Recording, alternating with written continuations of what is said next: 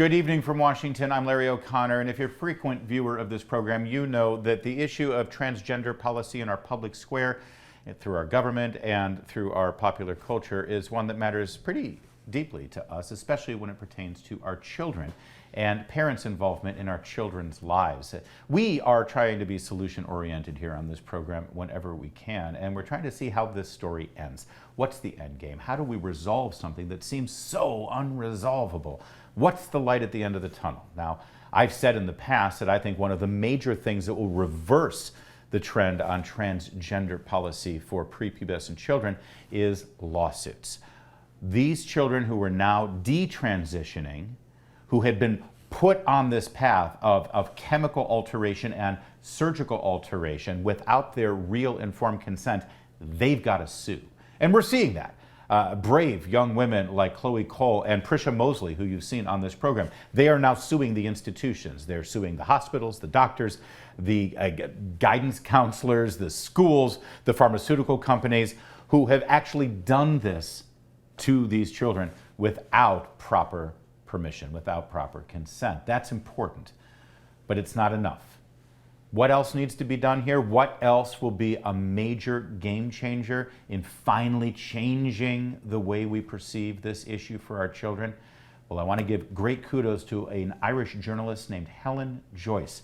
Helen Joyce is currently the director of advocacy for a campaign group called Sex Matters. You see, Helen Joyce is a feminist, a real traditional feminist who is trying to protect women, the definition of women, the presence of women, the safe places for women like women's prisons and women's locker rooms and women's restrooms. She's actually advocating on behalf of women in the public square and pushing back against transgender advocacy. And by the way, she's also trying to protect little girls because, as we've mentioned in the past, the vast majority of pre-adolescent children who are targeted with this ideology and activism and these medical procedures are little girls. So watch this very important moment where Helen Joyce recently in an interview revealed the last remaining obstacle to finally gaining momentum for those of us who believe that the ideology is incredibly destructive for children. Watch. There's a lot of people who can't move on this, because that's the people who've transitioned their own children. So those people are going to be like, the Japanese soldiers who were on Pacific Islands and didn't know the war was over. Right. They've got to fight forever. This is another reason why this is the worst social contagion that we'll ever have experienced. A lot of people have done the worst thing that you could do, which is to harm their children irrevocably because of it. Those people will have to believe that they did the right thing for the rest of their lives, for their own sanity and for their own self-respect. So they'll still be fighting. And each one of those people destroys entire organisations and entire friendship groups. Like, I've lost count of the number of times that somebody has said to me of a specific organisation that has got turned upside down on this. Oh, the deputy director has a trans child, or, oh, the journalist on that paper who does special investigations has a trans child, or whatever. The entire organisation gets paralysed by that one person, and it may not even be widely known at the organisation that they have a trans child, but it will come out. Like, people will have sort of said it quietly, and now you can't talk truth in front of that person, and you can't. Because what you're saying is, you as a parent have done a truly, human rights abuse level of awful thing to your child that cannot be fixed. There are specific individuals who are really actively against women's rights here, and it's not known why they are, but I happen to know through the back channels that it's because they've trans their child.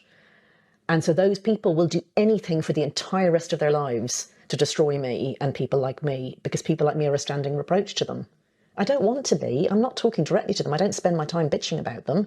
But the fact is that just simply by saying we will never accept natal males in women's spaces, well, it's their son that we're talking about. And they've told their son that he can get himself sterilised and destroy his sexual function, and women will accept him as a woman.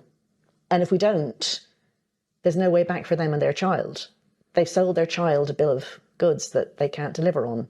And I'm the one who has to be bullied to try to force me to deliver on it. So those people are going to be the people who will keep this bloody movement going, I'm sorry to say, because they've everything to lose. And it's a fight to the death as far as they're concerned.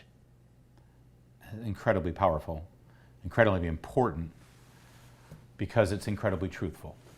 think about it for a moment. Extend some grace and compassion, if you could, to the parents of these little girls or little boys, mostly little girls, who have been told by guidance counselors, by principals, by pediatric psychologists, by pediatricians and their medical professionals that they've consulted about this issue, who have been told that if you don't block your 12-year-old girl's puberty, if you don't use pharmaceuticals that will end up sterilizing her, if you don't end up moving toward medical transition of your daughter's biological sex, thus rendering her incapable of enjoying sex or procreating for the rest of her life, if you don't do that, your child will kill herself.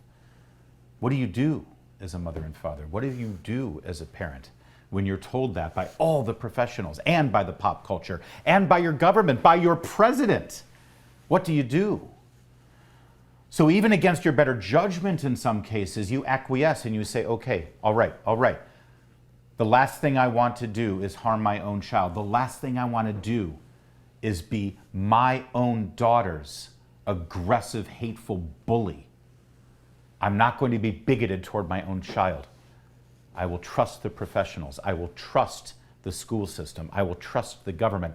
I will trust the President of the United States. So you go ahead and do it. And you allow your daughter to be forever modified in such a barbaric way. And then your daughter changes her mind. What do you do? How do you react? What do you say?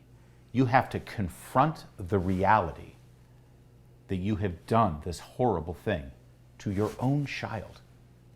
A thing that every parent would be horrified to hear happen to their kid if somebody else did it, and then you did it purposely. Of course, these people deserve grace and understanding and compassion and, if I may say, an open door.